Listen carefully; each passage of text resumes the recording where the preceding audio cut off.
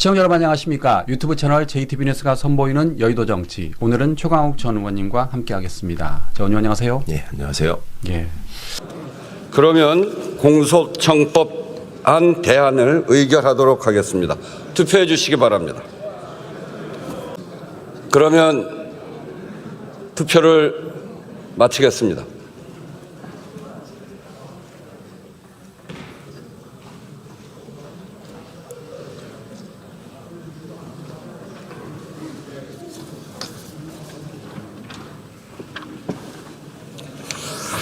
투표 결과를 말씀드리겠습니다. 재석 165인 중 찬성 164인, 반대 1인으로서 공소청 법안 대안은 가결되었음을 선포합니다.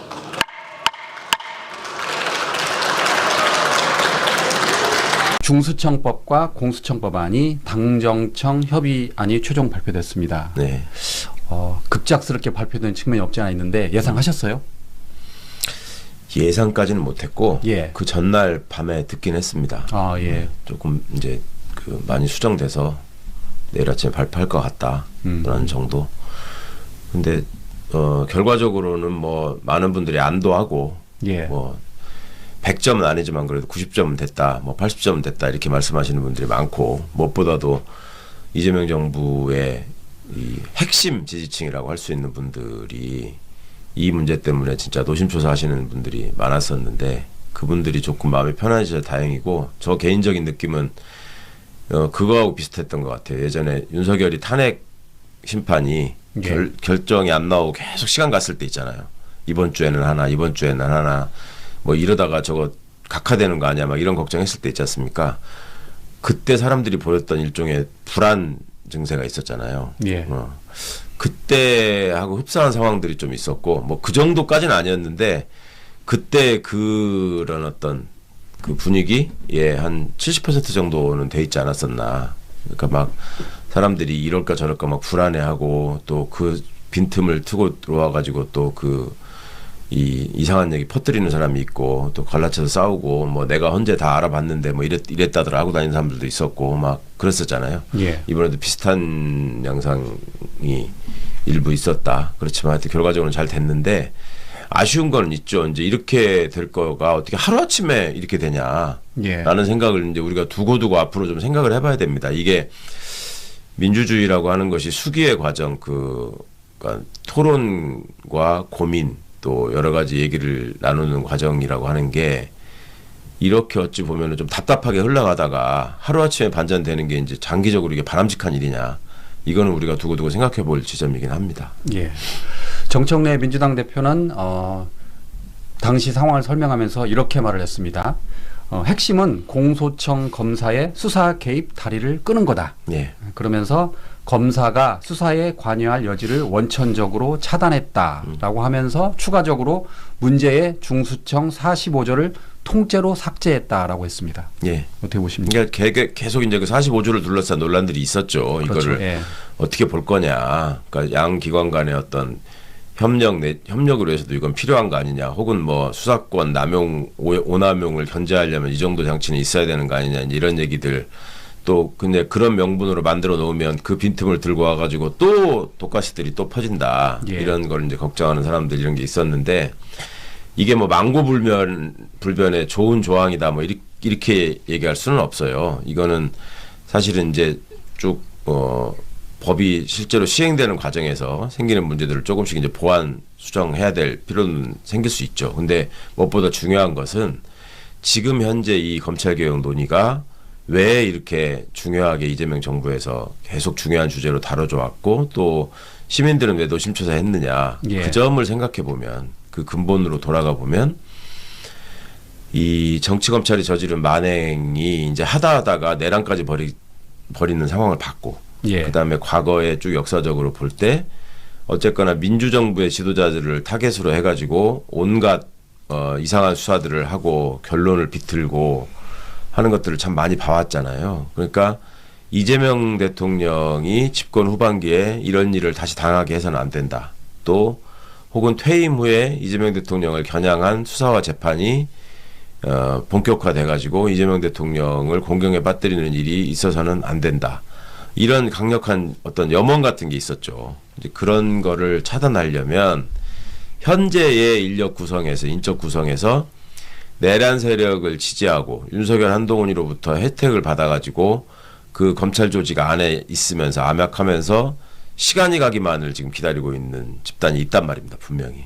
그 집단이 손잡고 준동하지 못할 그 통로를 완벽하게 막는 것. 이것이 현 시대에서는 시민들 입장에서는 가장 절실하고 기묘한 일이라고 본 거 아닌가. 예. 그거에 당정청이 화답을 했다. 이렇게 생각하고 싶습니다. 이와 관련해서 그 정청래 당대표가 김어준 뉴스 공장에 출연해서 나눈 이야기. 정청래 당대표는 그 당정청 협의와 관련해서 민주당은 그 45조를 수정하려 했다는 거예요. 예. 그런데 청와대에서 뭐라고 말했냐면 그럴 바에 아예 삭제하는 건 어떻냐라고 말을 했다는 겁니다. 네. 그러니까 이제 그 김어준 그 공장장 이렇게 하겠습니다. 아 그러면 중수청법 45조 삭제가 청와대의 뜻이냐고 묻자 네. 정청래 당대표가 그렇게 미루어 짐작할 뿐이다라고 했습니다. 그러니까 정리를 하면 청와대에서 좀 더 세게 나온 것 같아요. 그럼요. 네. 당대표는 이제 완곡하게 이렇게 표현을 할 수밖에 없는 자리이고, 저도 사실은 전에 듣기로, 이런 저런 것들이 문제가 돼서 계속 오해를 사고 빌미가 된다면, 예. 이건 없애라. 없애도 무방하지 않냐. 이런 이제 대통령의 뜻이 있었다. 그렇게 전해 들었습니다. 예. 자, 또 하나. 검사의 신분 조항도 수정이 됐습니다. 그러니까 그동안 검사는 일반 공무원인데 불구하고 징계하면서 파면할 수 없게 됐는데 앞으로 이제 파면이 가능하도록 바뀌었습니다. 어떻게 그게 이제 보십니까? 두 가지가 있었어요. 예. 많이들 이제 시민들도 착각하는 게 뭐냐면, 제가 예전에 그러니까 이 윤석열 검찰이 난동을 부리기 전에 또 대중 강연을 하면, 검사들은 어디 소속입니까? 입법부, 행정부, 사법부가 우리나라에 있잖아요. 삼권 분립 체제 안에서. 그러면 검사는 어디 소속입니까? 그러면 한 60% 이상의 시민들이 사법부 소속이라고 했었어요. 응? 근데 이제 예. 그러니까 입법, 행정, 사법 예, 예. 셋 중에 어디 들어가요, 검사가? 행정부잖아요. 네, 당연히 행정부잖아요. 예. 근데 사법부라고 말씀하는 분들이 많았다니까. 예. 윤석열이가 저 난동을 부리기 전까지는. 왜냐하면 그냥 살다 보면 검찰청하고 법원이 같이 있잖아요. 도로 표지판에도 보면 항상 법원, 검찰청 이렇게 써 있잖아. 그리고 건물도 같이 있고, 같이 고시 통과한 사람들이 거기서 직역을 나눠가지고 있고, 이런 생각을 하셨단 말이에요. 예. 그게 왜 이제 그런 기본적인 생각을 바탕으로 해서 이 보수 체계나 징계에 관한 거나 뭐 신분 보장이나 이런 것들을 법관에 준해서 다 검사를 해놨었다고. 그러니까 행정공무원, 일반 행정공무원들과는 완전히 다른 체계 안에서 있었어요.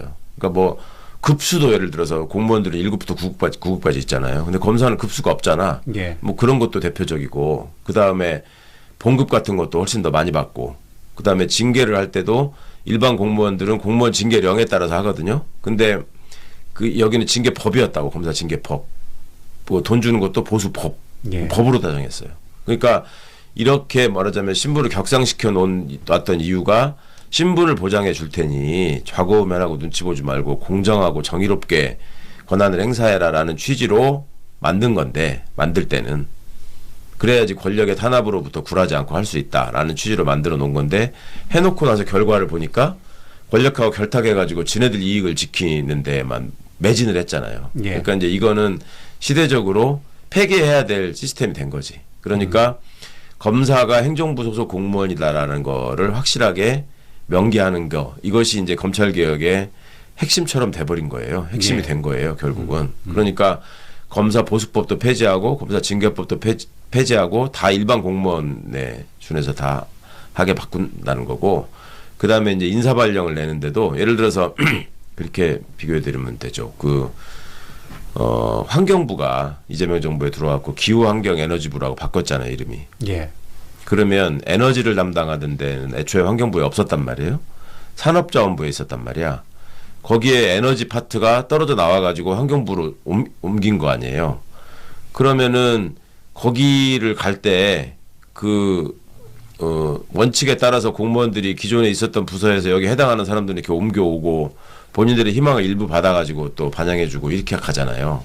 근데 우리가 지금 검찰개혁을 논의할 때는 공소청하고 수사청을 어떻게 구성하느냐 할 때 그 지원을 받아가지고 가는 사람만 보낸다.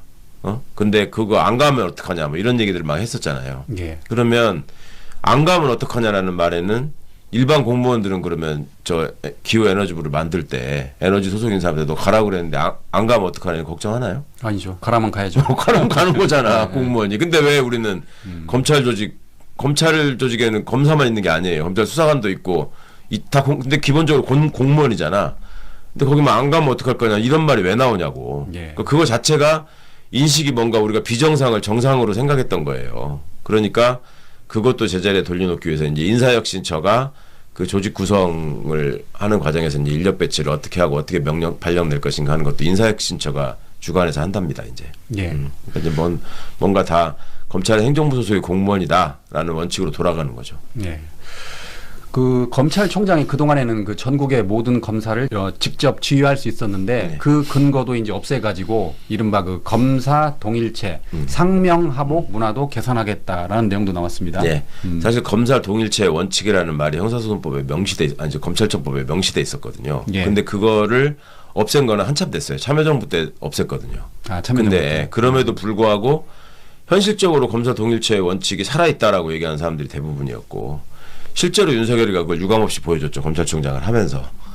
그러니까 이제 그런 점들을 차단하는 게 그러니까 그 기존의 검찰이 저질렀던 그 폐악질을 애초에 끊어내는 일이다. 이런 게 이제 반영된 결과죠. 그렇군요.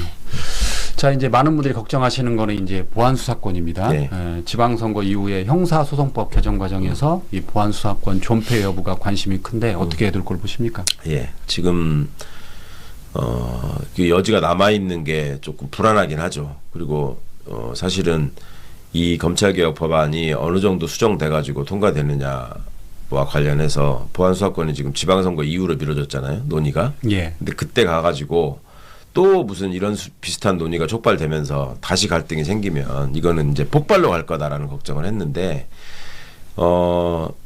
보안 수사권을 주지 않고 보안 수사 요구권만 준다라고 하는 게 현재 민주당 당론이에요. 그렇죠. 예. 예. 현재 민주당의 당론을 놓고 어떤 수기가 이루어지는지를 한번 보자고요. 주권자의 입장에서 지금 보안 수사권을 주자는 사람들은 전면적으로 줘야 된다는 사람들이 있고 일부에 한정해서 오남용되지 않도록 꼭 필수적인 부분에 대해서는 보안 수사권을 인정할 필요가 있다. 이 두 가지 얘기가 있거든요. 그러면 전체 보안 수사권을 그냥 무조건 검찰한테 검사가 필요해서 이걸 수사해야 된다고 생각하면 할 수 있게 줘야 된다라고 하는 사람의 논의는 귀담을 들을 필요가 없고, 그거는 그냥 검찰을 계속 수사하게 해주자라는 얘기밖에 안 되니까. 근데 일부 제한에서 한정적으로 극히 외적인 경우에 보안 수사권을 줘야 된다. 요구권으로는 부족하다. 이렇게 말하는 사람도 있잖아요. 예. 그분들이 어떤 부분에 대해서 보안 수사권을 줘야 되는지를 제시하고 구체적으로 사례를 제시하고 그 부분을 가지고 논의를 해서 이게 과연 필요한 것인가를 검증하면 될 것 같습니다. 그 우려가 나오는 이유가 이제 경찰 수사가 좀 부실하면 어떡하느냐 뭐 예. 그런 거 아닙니까? 예. 네, 그걸 어떻게 해석해야 될까요, 그러면? 그러니까 경찰 수사가 부실할 수 있죠, 당연히. 예. 그리고 현재 이루어지고 있는 경찰 수사가 완벽하다고 누구도 얘기하지 않습니다. 그리고 실제로 경찰 수사관들 입장에서 자신들한테 주어지는 이제 책임을 더 깊게 생각하고 자각해야 될 필요가 있고, 근데 그동안에 경찰이 검찰 식민지처럼 운영이 되다 보니까 경찰관들 스스로도 책임 있는 수사를 안 했어요. 아, 예. 내가 그냥 대충 해서 보내도, 그러니까 자기들끼리 뭐라 그랬냐면, 아니 우리가 뭐 대서방이지, 응? 그냥 고소인하고 피해자 얘기 들어가지고 받아쳐가지고 그냥 보내면 되는 거지. 내가 그걸 가지고 뭐 이래라 저래라 할 권한도 없는데, 이렇게 얘기하면서 오히려 자기들의 능력을 저하시킨 면이 있었거든요. 근데 이제 앞으로는 그렇게 되지 않아야 되고, 근데 이제 그게 정착될 때까지는 시행착오가 생길 거예요. 예. 이상한 짓 하는 수사관들이 분명히 생길 겁니다. 그러면 이제 그걸 어떻게 할 것이냐와 관해서 보안 수사 요구를 하면 그 사람이 다시 하게 할 거냐, 아니면 몇 번 지난 다음에는 다른 청으로 아예 옮겨버릴 거냐. 그러니까 경찰서에서 수사를 했는데 잘못했어. 근데 보안 수사를 요구를 했는데 또 이상하게. 그러면 그 경찰관은 어떻게 할 거냐의 문제가 이제 있어야 될 거고, 그 다음에 그 문제가 생겼을 때 그 경찰서에다가 계속 보안 수사를 하게 할 거냐, 아니면은 예를 들어서 전주 덕진 경찰서에서 잘못했어. 그러면 전북 지방 경찰청으로 올려서 해야 될 거 아니냐. 뭐 예. 이제 이런 논의들이 따라와야 되는 거죠. 예. 예. 그 이제 중수청에는 아무래도 이제 검찰 수사관이 갈 것 같고 예. 그다음에 공소청에는 검사들이 갈 것 같은데 중수청 수사관과 공소청 검사가 어쨌든 한솥밥을 먹었잖아요. 그렇죠. 그러면 또 장난칠 것 같지 않습니까? 그러니까 물론 이제 그 걱정을 했던 45조를 거죠. 예. 45조를 삭제하긴 하지만 예. 그러니까 그 걱정 때문에 45조를 드러낸 건데 그렇죠. 예. 현실적으로도 보면은 지금 예를 들어 그런 반론이 있었어요. 기존의 그 정부 안에 대해서 비판을 하는 사람들에 대해서 아니 중수청으로 검사가 몇 명이나 가겠냐 거의 안 갈 텐데 안 갈 것 같아요. 뭘 네. 결탁해 가지고 한다고 하느냐라고 얘기들을 해왔단 말이에요. 그런데 검찰 구성원 중에는 검사만 있는 게 아니라 검찰 수사관들이 있다고 수사를 네. 하던 사람들이 그러면 그 사람들 중에는 윤석열 한동훈 똘마니들이 없느냐 거기도 있어요. 오히려 더 진하게 있어. 예. 그 사람들이. 그러니까 그 사람들이 중수청으로 가고 공소청에 윤석열의 똘마니들이 남아가지고 서로 협잡을 하면서 일을 벌일 가능성이 있습니다. 이게 이제 그거를 일단 제도적으로 차단하는 장치를 만들었지만 인간적으로 지들이 만나서 술 먹고 하면서 뭔가를 만들어낼 가능성까지 배제할 수는 없잖아요. 예. 그러니까 그런 점에 대해서 이제 장관들의 지휘권 또 감독권에 해당하는 감찰권 이런 것들이 이제 중요한 부분이 되겠죠. 예. 자, 다음으로 7대 조작 기소 국정조사건에 대해서 알아보도록 하겠습니다. 자, 민주당이 윤석열 정권 그 검찰 조작 기소에 대해서 국정조사를 추진합니다. 그 7가지 조작인데 대장동, 그다음에 유래 신도시, 그리고 김용천 민주연구원 부원장 사건, 네 번째로는 쌍방울 대북 송금 사건, 다섯 번째는 문재인 정부 통계 조작 의혹, 그리고 서해 공무원 피격과 마지막으로 윤석열 부산저축은행 관련 명예훼손 언론인 사건입니다. 자, 우리가 그동안 이제 그 검찰 조작 기소를 할 때 나오는 것 중에 하나가 그 지난번에 이제 그 정영학 그 회계사였나요? 그 네. 녹취록에 나온 내용. 그러니까 최창희 형을 실장님 그리고 네. 위례 신도시를 웃 어르신으로 왜곡했다. 네. 이건 누가 봐도 조작 기소 의혹이 풀풀 나잖아요. 예, 예. 네, 어떻게 보십니까? 이거? 예. 늘 검사들 입장에서 보면 좀 억울하기도 할 거예요. 늘 하던 짓이고 왜 내가 이게 들켜가지고 이런 예. 일을 지금 다 겪어야 되나 하고 억울할 거예요. 지금 박상용이가 하는 걸 봐도 그런 점이 막 울심울심 보이잖아요. 예. 어미준이가 하는 태도를 봐도 그렇고 이게 이제 기존에 윤석열 한동훈 외의 정치검사라는 자들이 뭐라고 했냐면 이 특수수사 기법이라는 게 있다. 예. 그걸 통해서 그걸 잘하는 사람이 수사 능력이 있는 사람이고 그런 검사가 주도하는 조직이 돼야 되는 게 검찰의 미래를 위해서 이게 정말 당연한 거다 이렇게 얘기를 했었는데 그 특수수사 기법이라는 게 그런 거예요. 지금 드러나는 것들 있는 거를 그럴싸하게 이렇게 바꿔가지고 그거를 엄청나게 많은 양의 기록 속에 숨겨버려. 예. 그러면 그거를 일일이 다 확인할 수가 없잖아요. 그리고 그런 거를 머리를 써서 그렇게 만들어 놓고 야 이거 위더르신 맞지 하고 이걸 들어봐 하고 녹취를 들려주는 것과 그냥 들어봐 이게 무슨 말인지 하고 들려주는 거 완전 다르잖아요. 그러니까 위례신도시라고 그냥 들릴 수 있는 말을 자 우더르신이라는 말이 나오는데 무슨 소리 하는 거야 라고 하면서 들어봐 하고 딱 들었으면은 그렇게 들리겠네 또. 들린단 말이에요. 아, 이제 예. 그런 게 특수수사 기법이야 말하자면 그런 식으로 조작하고 사람을 옥박질러 가지고 그렇게 거기에 대해서 반론을 제기하지 못하게 하고 아니 그거에 대해서 아니 그렇게 나 안 들린다. 그러면 이제 그때부터 이제 이렇게 뭐 죽을래? 이렇게 나오는 거지 이제. 그러니까 이제 그런 짓들을 다시는 못하도록 예. 이게 이제 뭐 공소청과 수사청이 분리됐다고 해서 끝날 문제가 아니고 기존에 벌였던 그 범죄적인 행각에 대해서는 반드시 처벌을 해야죠. 예. 또 다른 조작 기소 가운데 하나가 다름 아닌 쌍방울 그 대북 송금 사건인데 네. 대통령도 오죽했으면 검찰의 조작 기소는 살인보다 나쁜 짓이다라고 했습니다. 예. 그 내용인즉슨 김성태 전 쌍방울 회장이 그 녹취록에 나온 건데 뭐 자신은 이재명한테 돈을 안 줬는데 예. 검사가 자꾸 준 것처럼 말을 예. 하라고 하니까 아니 내가 줬어야 줬다고 하는 거 아니냐라고 했지 않습니까? 그래서 정청래 당대표는 이게 검사냐 깡패냐 뭐라고 했고 그리고 해당 검사들을 모두 깜빵에 보내겠다라고 했습니다. 네. 이건 어떻게 듣고 싶으십니까? 예, 예. 뭐 당연히 그렇게 돼야 되고 그 전에 남욱 변호사도 그런 얘기했죠. 뭐 배를 갈라주겠다. 그 이야기도 있습니다. 예, 예. 예. 그러니까 이제 그런 일들이 밀실에서 무시로 벌어지는 곳이 검찰청이었고 그 일을 벌이는 이유가 수사권을 갖고 거기다가 기소권을 가지고 협박을 하기 때문에 김성태도 녹취 중에 그러잖아요. 예. 야 다 이것들 진짜 문제예요. 이게 지그들이 기소권을 갖고 있으니까 이거 갖고 사람 협박한다는 식으로 이제 얘기를 했잖아요. 그러니까 이제 이거를 끊어내는 일을 한 거니까. 근데 그 전에 갖고 있었던 그런 범죄에 대해서는 확실하게 드러내는 게 필요합니다. 지금 벌써 이 검찰 개혁안 이렇게 해서 지금 뭐 보안 수사를 통해서 뭐 이런 것들을 다 적발해냈는데 이게 지금 다 없어졌는데 말이 되냐 이런 것들이 한겨레 신문 같은 데 나와. 왜 나오겠습니까? 그게 검사들이 전화한 거 아니에요. 이러이러해서 반격해야 되니까 써달라. 그러니까 그런 점들을 보면 앞으로 그러니까 그들은 그걸 놓치지 않기 위해서 그렇게 발악을 하지 않습니까? 아주 작은 사례를 찾아내가지고 이렇게 하는데 그 일을 저지른 자들의 그런 그 책략을 막아내기 위해서라도 과거에 했던 일을 낱낱이 밝혀내야 될 책임이 또 있는 거죠. 예. 그리고 그 서해 공무원 피격 사건과 관련해서는 은폐 의혹으로 알려진 그 박지원 민주당 의원이 이제 무죄를 받았는데 검찰이 스스로 항소를 포기했습니다. 그래서 결과적으로 검찰이 조작 기소를 시인한 셈이다라고 비판을 받았잖아요. 예. 그러니까 뭐 그거 한두 번 한 일도 아니고 저희가 이전에 많이 이렇게 짚어드렸지만 네. 다음은 그 권우현 변호사에 대해서 알아보도록 하겠습니다. 법정에서 이게 사법 분야라고 김용현 전 국방부 장관의 변호인인 권우현 변호사가 이제 어떻게 보면 난동 소란을 피웠는데 검찰이 권우현 변호사에게 구속영장을 청구했습니다.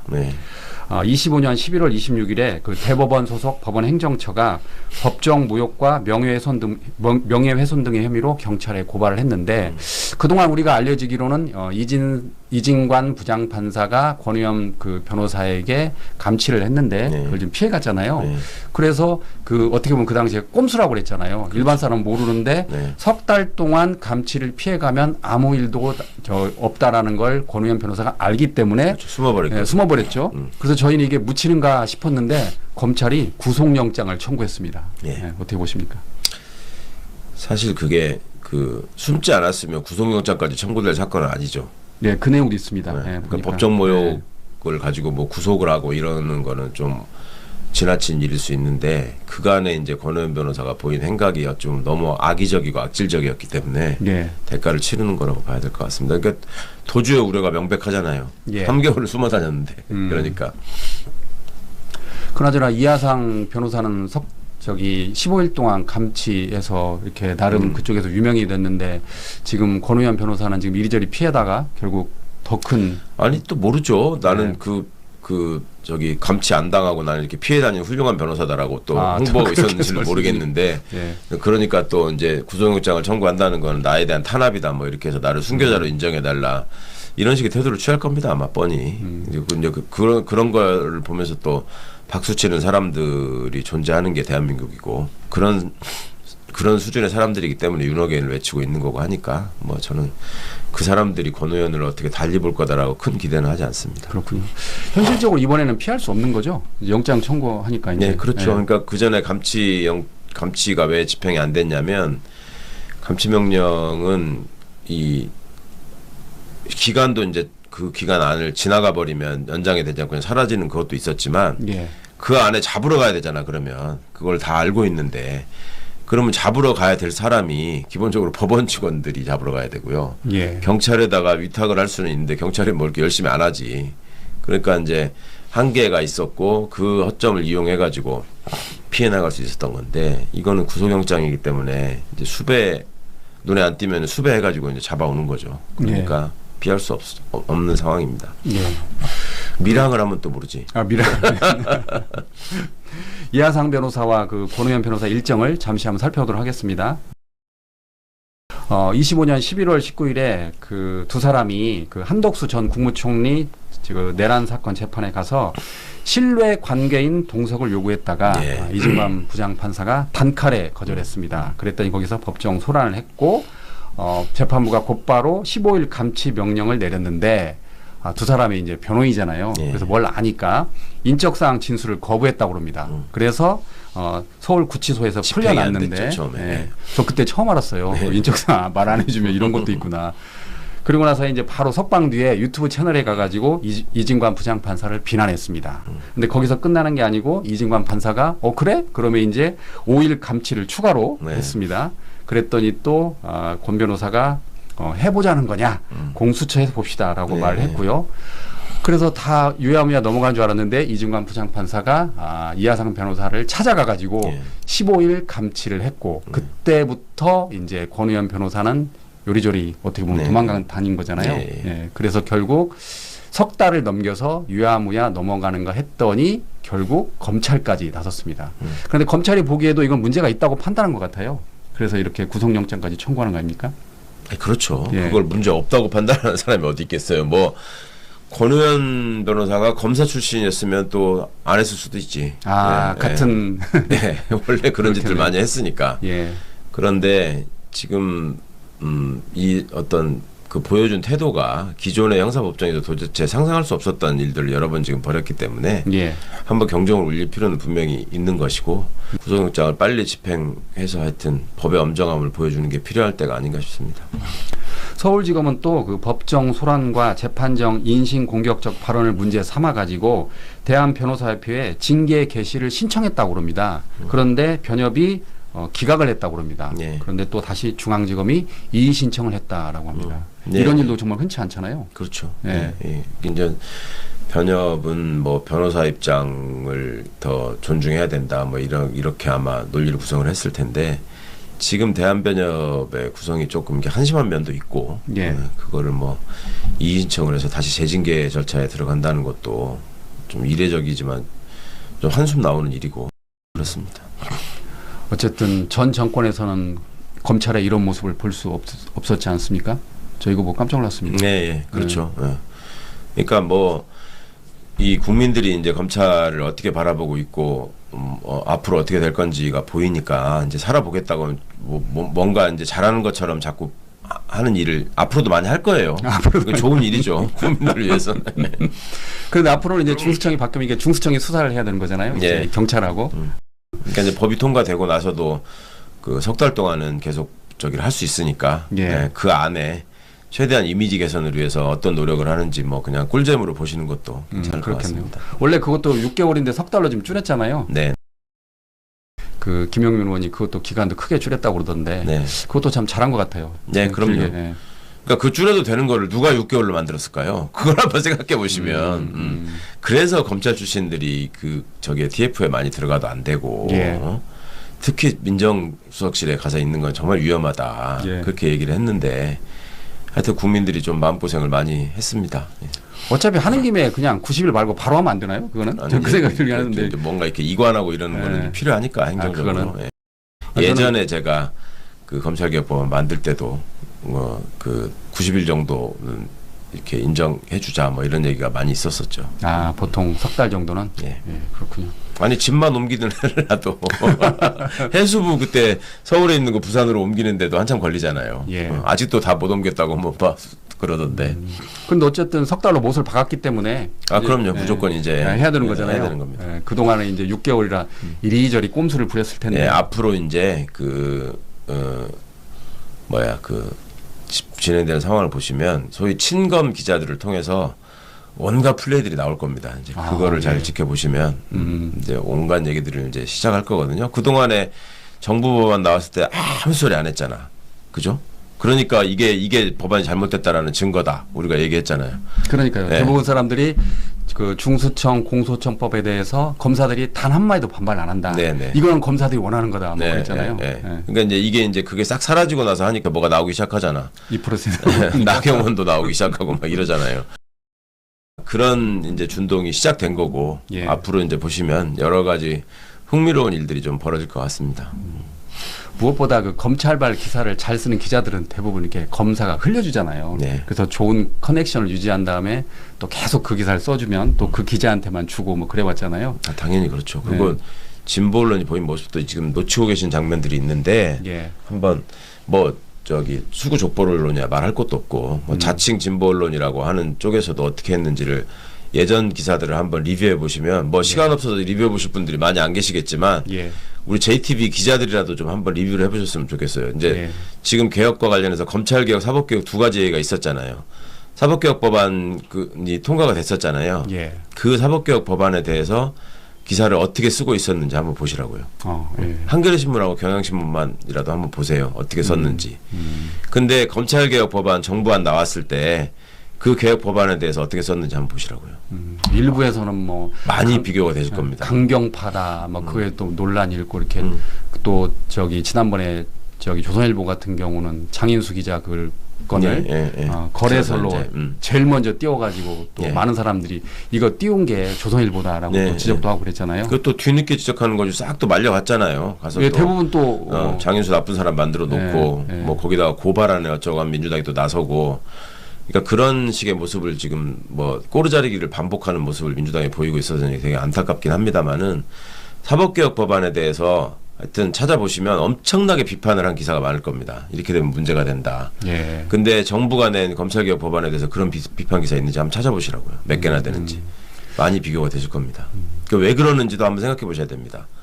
법조 기자라고 하잖아요. 법조 기자는 법조 팀 안에 검찰 출입, 법원 출입 다 있단 말이에요. 예. 근데 그 법조 기자들이 사법개혁 법안과 검찰개혁 법안에 대해서 왜 상반된 태도를 취하는가. 그걸 한번 생각해 보시면 좋겠어요. 자, 다음으로 조희대 직위원에 대해서 알아보도록 하겠습니다. 조희대 대법원장에 이어서 직위원 부장판사가 법 왜곡죄로 고발을 당했습니다. 이병철 변호사가 두 사람 모두를 지금 고발한 것 같아요. 잘 아시는 것처럼 조희대 대법원장은 이재명 대통령의 공직선거법과 관련해서 유죄 취지로 파기환송하는 과정에서 형사소송법을 왜곡했다라고 고발을 했고, 그리고 직위원 부장판사는 25년 3월 윤석열 전 대통령을 날이 아닌 시간 단위로 계산을 해서 잘못된 석방을 했다라고 했습니다. 앞으로 두 사람의 운명은 어떻게 될까요? 단적으로 말씀드려서 처벌 안 될 겁니다. 예, 왜냐하면 의원님 그런 이야기 몇 번 하셨어요. 예. 애초에 이거는 이제 그 소급할 수 없는 법이어서 다 저지른 일이잖아요. 지금 이미. 예, 그러네요. 그래서 쉽지 않고요. 각하될 가능성이 높고 설사 그 관문을 넘어선다고 하더라도 그걸 담당하는 사람들이 판사 검사인데 예. 그게 이제 쉽지 않을 겁니다. 그런데 상징적인 의미가 있죠. 예. 그러니까 이런 죄명이 있을 때와 없을 때 지금 얼마나 다릅니까? 그러니까 이런 그 전에는 조희대 직위원이 저지르는 걸 우리가 손 놓고 볼 수밖에 없잖아요. 아, 이거 어떻게? 그리고 저도 방송 출연하면은 질문 많이 받았어요. 대법원이 이렇게 하면 어떤 방법이 있는 거냐? 예, 예. 아, 사실상 방법이 없습니다. 이렇게 답을 했단 말이야. 예. 국민들이 여론으로 비판하고 들고 일어나는 수밖에 없습니다. 뭐 이렇게 얘기를 한 건데 지금 법 왜곡죄가 있으니까 그래도 사람들이 법 왜곡죄를 통해서 고소고발이라도 하잖아요. 예. 그러니까 반분이라도 풀리잖아. 근데 앞으로 그런 마음을 먹고 그런 일을 저지르려고 하는 사람한테는 이게 얼마나 압박이 되겠습니까? 그러겠네요. 그죠? 이거는 지나간 일이니까 어떻게 할 수 없다고 하지만 이제 앞으로 벌어질 일은 게 지나간 일이라는 건 이 법이 시행되기 전 일이라는 걸 말씀드리는 거예요. 예. 근데 이 법이 시행된 이후에는 이제 공소시효 안에는 처벌받을 수 있단 말이에요. 그러면 당연히 훨씬 더 긴장하고 훨씬 더 제대로 된 그 업무를 처리하기 위해서 생각할 수밖에 없다. 네. 그 법은 근본적으로 그런 긍정적인 효과가 있는 거다. 예. 그 말씀을 드리는 겁니다. 관련 기사를 봤더니 이런 내용이 있었습니다. 법 왜곡죄는 기본적으로 경찰이 수사를 해야 되는데 경찰이 수사 과정에서 증거 확보가 쉽지 않을 것이다. 그렇죠. 왜냐하면 판사가 영장을 발부해 줘야 되는데 같은 편이니까 안 해줄 거라는 거예요. 그러니까 이 법 왜곡죄 이거를 어떻게든지 이런 그 산을 넘어야 할 것 같은데. 그렇죠. 이제 예. 그런 점들이 있어서 뭐 앞으로 이제 제도적 대안을 만들어야겠죠. 이제 지금 이번에 발표된 그 통과된 검찰개혁 법안에 의하면 법 왜곡죄는 중수청에서도 수사할 수 있게 돼 있어요. 중수청에 수사 관할로 해놨어요. 그러니까 그런 수사기관들이 실제로 수사를 하는 데 있어서 어떤 점들이 장애가 될 것인가 좀 식별해가지고 보완하는 작업도 필요하겠습니다. 또 일부 부장판사는 이런 말을 하고 있다고 그럽니다. 1심에서 억울하면은 이렇게 항소를 해야 되는데 네. 이게 법 왜곡죄 때문에 항소를 안 하고 법관을 고발한다면 상급 제도가 제대로 운영되지 않을 거다라고 했다는데 어떻게 보십니까? 아니, 그냥 그거는 그냥 괜히 앓는 소리 지어내서 하는 거고. 뭐 그런 그럼에도 거 있어요. 불구하고 잘못하면 해야죠. 잘못하면 네. 당연히 하는 거지. 예. 예. 제가 전에도 말씀드렸지만 판사가 제대로 판결을 하면 법 왜곡죄로 당할 이유가 없잖아요. 저도 걱정할 게 없어요. 네, 걱정할 게 제대로 없잖아요. 하면. 아니 이 사람들 뭐라 그랬는데 예전에 검찰개혁 해야 된다라고 막 얘기할 때 윤석열 정부 때 특히 뭐라고 했는지 아십니까? 죄 지을 일 없는 사람은 검찰 걱정 안 해도 되는데 뭔 검찰개혁이 필요하냐. 그렇게 얘기했었다고. 그러니까 하던 수법이에요 다. 뭐 별로. 자, 어쨌든 검찰은 이제 그 파면까지 가능하지 않습니까? 예. 그런데 판사는 법 왜곡죄로 파면이 가능합니까? 어떻게 이제 됩니까? 법 왜곡죄에 걸려서 처벌받게 되면은 당연히 탄핵도 이어지게 될 것이고 예. 여전히 이제 판사는 탄핵에 의해서 파면하게 제도가 그대로 유지되고 있죠. 그러니까 예. 이제 판사는 조금 더 신분 보장을 해서 이게 사법부 구성원으로서 독립해서 공정하게 재판하라라는 점에서 이제 그런 그 예외적인 어떤 법률을 적용받고 있는데 그렇죠. 예. 이 법왜곡죄가 본격적으로 시행이 되고 발동이 되기 시작하면 법왜곡죄로 설사 처벌을 못하더라도 탄핵에 의해서 당하는 일들이 생길 겁니다. 그러니까 법왜곡죄로 분명히 법을 왜곡해서 이상한 기소나 이상한 판결을 했는데 이게 자기들끼리 봐주기를 해가지고 예를 들어서 이걸 덮어버린다? 그러면 국회가 가만히 있겠습니까? 예. 국민들이 가만히 있겠습니까? 그러면 이제 탄핵 수출을 하겠죠. 그러면 헌재도 그동안의 법 왜곡죄를 가지고 이제 쭉 이제 세상에 어떤 논란이 생겼을 거 아니에요. 그럼 그걸 바탕으로 해서 판단을 하기 때문에 헌재도 지금처럼 그냥 뭐 각하하고 기각하고 이런 짓을 못 합니다. 이제 그렇게 되면. 그렇군요. 그러니까 정리를 하면 판사들이 앞으로 잘못을 하면 법 왜곡죄로 이렇게 고소고발될 재판에 수 있고. 넘어가면 네. 형사로는 처벌이 쉽지 않을 것이다. 네. 왜냐하면 같은 편이니까. 네. 하지만 그럼에도 불구하고 탄핵이 되면 헌재에서 파면할 수 있다. 그렇죠. 그러니까 무서운 거네요. 판사 입장에서도. 그럼요.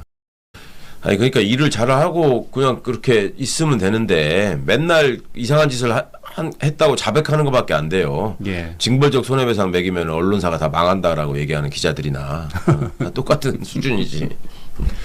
어쨌든 법 왜곡죄가 없었다라면 판사는 그 누구도 예. 건들지 못한 무소불위의 힘을 가졌을 텐데 이 법 왜곡죄 때문에 국회를 통한 탄핵 그리고 헌재를 통한 파면이 가능하다. 예. 자, 다음으로 김건희 방조 혐의에 대해서 알아보도록 하겠습니다. 민중기 특별검사팀이 도이치모터스 주가 조작 혐의에서 1심에서 김건희 씨가 무죄를 선고받았는데 방조 혐의를 추가했다고 합니다. 예비적 공소 사실로 추가하는 내용의 공소장 변경 허가 신청서를 제출했다고 했습니다. 어떻게 보십니까? 1심에 이제 그 우인성 판결 때문에 뭐 확실한 처벌의 만전을 기하기 위해서 특검이 한 조치인 것 같긴 하고요. 법률적으로는 그러죠. 형사소송법에 보면 이제 공소장 변경이 공소 사실의 단일성과 동일성을 해하지 않는 범위 내에서 바꾸는 것이 원칙인데 이 예비적 공소, 그다음에 추가적 공소 뭐 이런 게 가능합니다. 예. 선택적 병합이라고 하는데, 그러니까 예비적으로 공소장을 변경하게 되면 애초에 공동정범으로 주가조작의 공동정범으로 기소했던 걸 먼저 판단하고 그거에 해당되지 않는다고 하면 예비적으로 방조범까지 판단해 달라. 이게 이제 예비적 공소사실이고요. 선택적 공소사실은 둘 중에 하나로 판단해 달라. 그런 범죄가 있을 수 있거든요. 그러니까 그럴 때 내란인지 외환인지 뭐 선택적으로 판단해 달라. 내란죄인지 소유죄인지 선택적으로 판단해 달라. 이렇게 기소를 할 수도 있는 건데 이거는 예비적 공소사실이기 때문에 근데 하여튼 처벌을 빠져나가지 못하게 하는 조치인데 근본적으로는 공동정범으로 처벌될 겁니다. 예비적 공소사실 갈 필요 없이. 왜냐하면 김건희 사건은 그러니까 다른 대법원 판례도 김건희 정도 행동을 한 사람은 다 공동정범이라고 이미 다 인정해 왔고 그다음에 김건희보다 더 못한 일을 한 그 도이치모터스에 관련된 여러 사람들 있잖아요. 지금 이미 재판 받은 사람들, 예. 구속돼서 재판 받은 사람들. 그 사람들 중에 공동정범들이 많거든요. 근데 그 중에 김건희만 못한 사람들이 훨씬 많아요. 그러니까 기존에 확정된 판결도 부정하는 판결을 지금 우인성 재판부가 했기 때문에 이거는 뭐 항소심에서 깨질 수밖에 없습니다. 김건희는 공동정범으로 처벌되는 게 맞고 아마도 그렇게 되지 않을까 기대합니다. 예. 김건희 씨는 주가 조작 관련해서 통정매매 그리고 고가 매수 주문 등을 통해서 8억 1천만 원의 부당 이득을 얻은 혐의로 지금 재판에 넘겨졌는데 전에 보면은 그 방조 혐의를 추가해 가지고 유죄와 무죄가 바뀐 사례가 있습니다. 24년 9월 도이치모터스 주범과 공범 9명에 대해서 1심에서 무죄를 받았는데 항소심 재판부는 주가 조작에 가담한 의혹이 제기된 손모 씨를 방조 혐의로 유죄를 선고했다고 합니다. 그랬었죠. 예. 그게 이제 쩐주라고 해서 빠져나갔다가 그랬죠. 쩐주일 뿐이다라고 했다가 아니 범행을 용이하게 만든 건 맞지 않냐라고 해서 공범으로 처벌을 받은 건데 그 사람은 그야말로 그냥 돈만 된 사람이었어요. 그 손모 씨는. 예. 근데 이제 김건희는 그런 게 아니잖아요. 서로 예. 다 연락하면서 서로 다 알고 지내면서 따로 또 받기도 하고 수익 나눠주기도 하고. 수익 나눠주자 몇 퍼센트. 시간 맞춰가지고 12시에 12시에 쏴 이런 것도 하고 다 했는데 그건 당연히 공동정범이지. 그 당시에 법사위에서 그 12시 브라보콘인가요? 그 노래를 12시에 들으면서 만나요. 그래서 많은 사람들 웃기도 했는데 어쨌든 이제 김건희 씨가 유죄를 받게 된다면 네. 그 걱정해야 할 사람이 있습니다. 덜덜 떨어야 할 사람이 있는데 다름 아닌 이창수 전 서울지검장과 조상원 전 4차장인데 2차 종합특검이 두 사람에 대해서 그리고 원희룡 전 장관에 대해서 출국 금지를 했습니다. 예. 그러면 아까 방금 말씀하신 것처럼 김건희 씨가 유죄로 나오면 이창수 전 서울중앙지검장과 조상원 전 4차장은 아주 당연히 거긴 처벌 받아야 되고요. 예. 최재훈이가 또 부장검사였죠. 예. 거긴 뭐 다 처벌 받아야 되고 수사검사까지 다. 원희룡이 뒤늦게 출국 금지가 됐죠. 이건 양평고속도로 때문에 예. 그런 건데 왜 전 앞에 특검은 안 하고 지금 했냐 아쉬워하는 분들이 계실 거예요. 근데 이제 무턱대고 출국 금지부터 해놓고 하는 게 아니라 그거는 윤석열 검찰이 하는 짓이고 특검은 그 수사를 본격적으로 시행할 적에 이제 그 출국 금지를 사전에 해놓고 가는 거라서 여력이 없었던 것 같아요. 거기까지 나가는 게.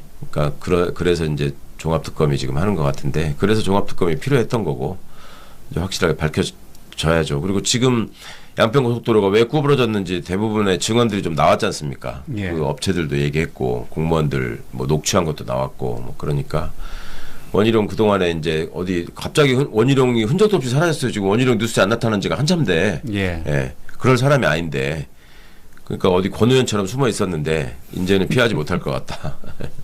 그 당시에 원희룡 전 국토부 장관이 뭐 정치적 생명을 건다 막 그랬었잖아요. 네. 그러고서 또 특검 끝나고 나서 또 한마디 잠깐 삐죽 나와서 한 적은 있어요. 예. 이렇게 특검을 탈탈 털었는데 내 얘기 나오더냐. 뭐 이렇게 얘기는 나왔지 왜 안 나와. 근데 이제 자기 처벌 안 받았다고 저 안도를 했는지는 모르겠는데 이제는 피할 수 없게 됐습니다. 이창수 전 중앙지검장과 조상원 전 차장은 그 김건희 씨 기올백 수수 사건과 관련해서 그리고 그 도이치모터스 주가 조작 관련해서 제대로 수사하지 않고 무혐의 처분한 혐의를 받고 있습니다. 네. 그 당시에 이제 많은 국민들이 황제 수사라 해가지고 깜짝 놀랐었지 않습니까? 네. 여러 가지 기상천외한 얘기들이 많았죠. 뭐 휴대전화가 폭발할 위험이 있기 때문에 따로 받아놨던 거 봐야 되는데 뭐 왜 그걸 갖고 그러냐. 보안 경호상 필요한 일이었다. 뭐 이런 식의 해명 나온 적도 있고. 하여튼 김건희를 둘러싸고 하는 해명을 보면 참 재밌는 거 많았었어요. 예. 그저께 나온 그 반클리프 목걸이도 모조품이었다. 뭐 홍콩 가서 어머니 환갑적으로도 가짜를 사왔었다부터 가다가 안 받았다고 그러다가 또 받았다 그러고 여러 가지 합니다 진짜. 이런 걸 보면 참 특검이 필요한 것 같아요. 네. 만약 특검이 없었더라면 그대로 그냥 묻혀버리는 거 아닙니까? 그렇죠. 예.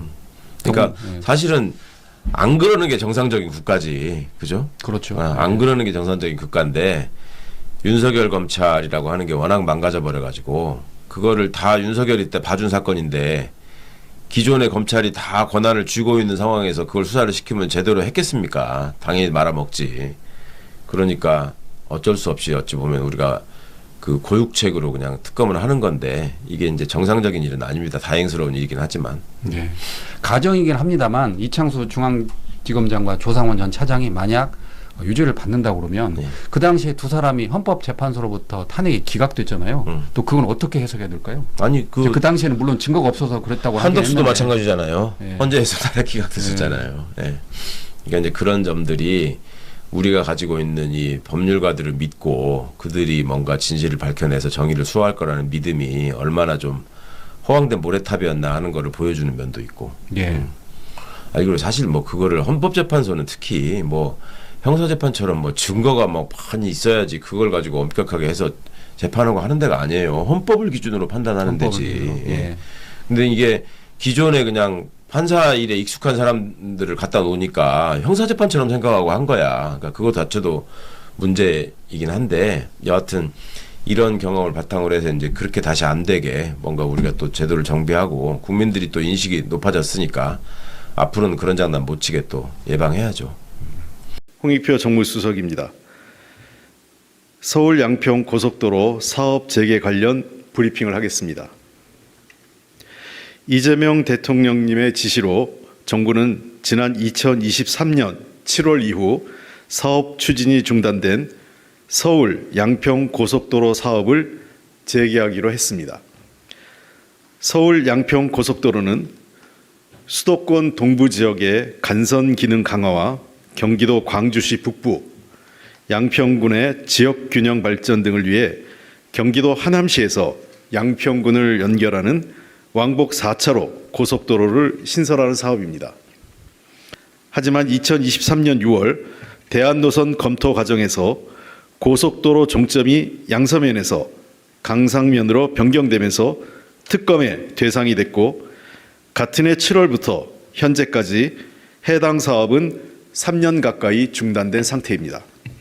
현재로서는 그 원점에서 재검토한다는 것은 모든 가능성을 열어놓고 검토하겠다는 뜻입니다. 기존에 그 우리가 흔히 알고 있는 그 양서면 안과 그 또 다른 수정안 두 가지 안을 동시에 놓고 검토를 하고 있고 경우에 따라서는 예타 그 관련된 예비 타당성 조사 용역 과정에서 좀 더 합리적인 노선이 있다면 그것도 반영될 수 있습니다. 즉 기존의 두 개의 노선을 바탕으로 하면서 원점에서 재검토하겠다는 것입니다. 가장 중요한 것은 경제성과 주민 편익성 이 두 가지 차원에서 검토하도록 하겠습니다.